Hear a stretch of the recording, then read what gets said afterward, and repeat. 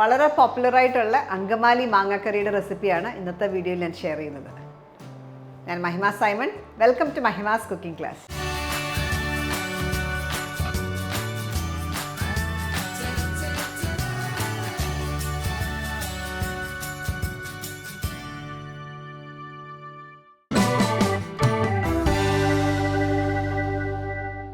അങ്കമാലി മാങ്ങാക്കറി ഉണ്ടാക്കാനായിട്ട് നമുക്ക് ആദ്യം ഒരു ബൗളിലേക്ക് ഞാനൊരു മാങ്ങയുടെ ഒരു 3/4 എടുത്തിട്ടുണ്ട്. അത് നമുക്ക് ഈ ബൗളിലേക്ക് ഇടാം. മെഷർ ചെയ്യുവാണെങ്കിൽ ഏകദേശം ഒരു 3/4 കപ്പോളം ഉണ്ടാവും. ഇതിലേക്ക് 1/2 ടീസ്പൂൺ ഉപ്പ്, ഒരു 1/4 ടീസ്പൂൺ മഞ്ഞൾപ്പൊടി,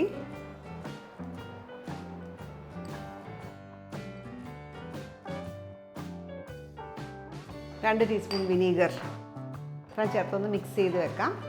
ഇത് കുറച്ച് നേരം ഒന്ന് മാറ്റി വെക്കാം. ഒരു 10 മിനിറ്റത്തോളം മാറ്റി വെക്കാം.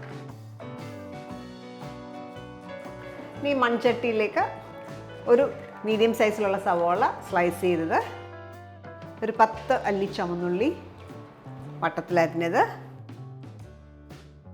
ഒരു ടേബിൾ സ്പൂൺ ഇഞ്ചി നീളത്തിലരിഞ്ഞത്, കുറച്ച് കറിവേപ്പില, 1/2 ടീസ്പൂൺ ഉപ്പ്, ഒരു ടേബിൾ സ്പൂൺ വിനീഗർ, ഒരു 1/8 ടീസ്പൂൺ മഞ്ഞൾപ്പൊടി, 1/4 ടീസ്പൂണിൻ്റെ പകുതി, 2 ടീസ്പൂൺ കാശ്മീരി മുളക് പൊടി,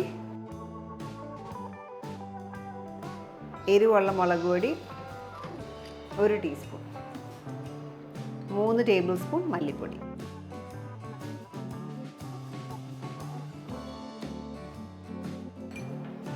ഒരു ടേബിൾ സ്പൂൺ കോക്കനട്ട് ഓയിൽ.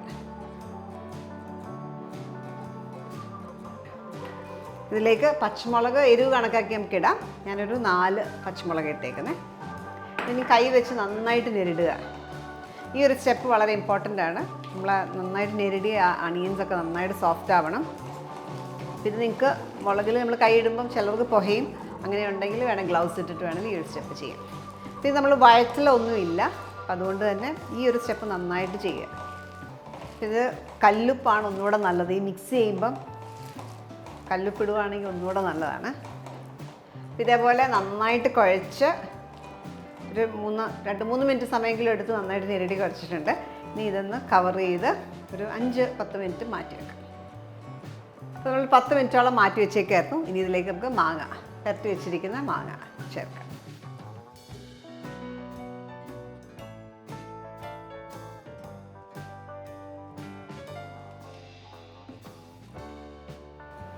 രണ്ട് കപ്പ് രണ്ടാം പാൽ ചേർത്ത് വേവിക്കാം. അപ്പോൾ രണ്ടാം പാൽ എടുക്കാനായിട്ട്, തേങ്ങാപ്പാൽ എടുക്കാനായിട്ട് ഞാൻ എടുത്തേക്കുന്നത് 2 കപ്പ് തിരുമിയ തേങ്ങയാണ്. അതിലേക്ക് ആദ്യം ഒരു 3/4 കപ്പ് വെള്ളം ചേർത്ത് ഒന്നാം പാൽ എടുത്തു, തിക്കായിട്ടുള്ള ഒന്നാം പാൽ. അതിനുശേഷം അതിലേക്ക് വീണ്ടും 2 കപ്പ് വെള്ളം ചേർത്ത് അരിച്ചെടുത്തേക്കുന്നതാണ് ഈ രണ്ടാം പാൽ. ഇത് കുക്ക് ചെയ്യാം. ഇങ്ങനെ നന്നായിട്ട് മിക്സ് ചെയ്ത ശേഷം എപ്പോഴും ടേസ്റ്റ് ചെയ്ത് നോക്കുക. ഉപ്പൊക്കെ വേണമെങ്കിൽ എക്സ്ട്രാ ചേർക്കാം. അപ്പം നല്ലൊരു തിള വന്ന് കഴിയുമ്പോൾ തീ ഒരു മീഡിയമിലേക്കാക്കുക. എന്നിട്ട് ഒരു 10 മിനിറ്റ് കുക്ക് ചെയ്യാം. നമ്മളൊരു മീഡിയം ഹീറ്റിൽ കുക്ക് ചെയ്യുമായിരുന്നു. ഇനി നമുക്കിത് ഒന്നാം പാൽ, തിക്ക് പാൽ ഒഴിക്കാൻ ടൈമായി. ഈ ഒരു പരുവാണ്. അപ്പോൾ തിക്ക് പാൽ നമ്മൾ 3/4 കപ്പാണ് ചേർക്കുന്നത്. തീ കുറച്ച് വെച്ച് ഒഴിക്കാം. നന്നായിട്ടൊന്ന് മിക്സ് ചെയ്ത ശേഷം ഓഫ് ചെയ്യാം. ചട്ടി ആയതുകൊണ്ട് ആ ചൂട് നന്നായിട്ടുണ്ടാവും. നമുക്ക് കറിക്ക് ആവശ്യത്തിനുള്ള തിക്നെസ്സും ആയിട്ടുണ്ട്. ഇനി ഇതിനകത്ത് താളിച്ചൊഴിക്കാം.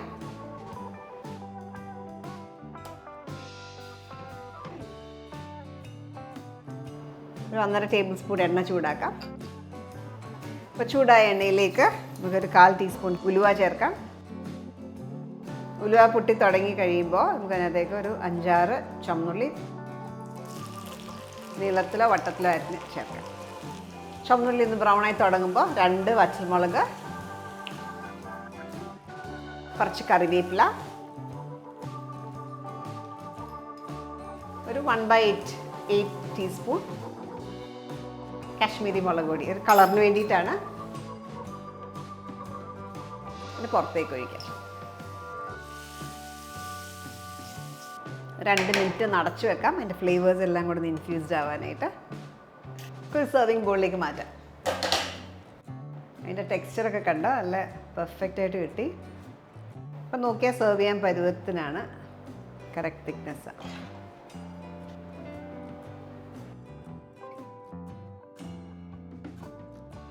നമ്മളിന്ന് ഉണ്ടാക്കിയേക്കുന്ന അങ്കമാലി മാങ്ങാക്കറി ഒരു 5-6 പേർക്കൊക്കെ സെർവ് ചെയ്യുന്നൊരു ക്വാണ്ടിറ്റിയാണ്.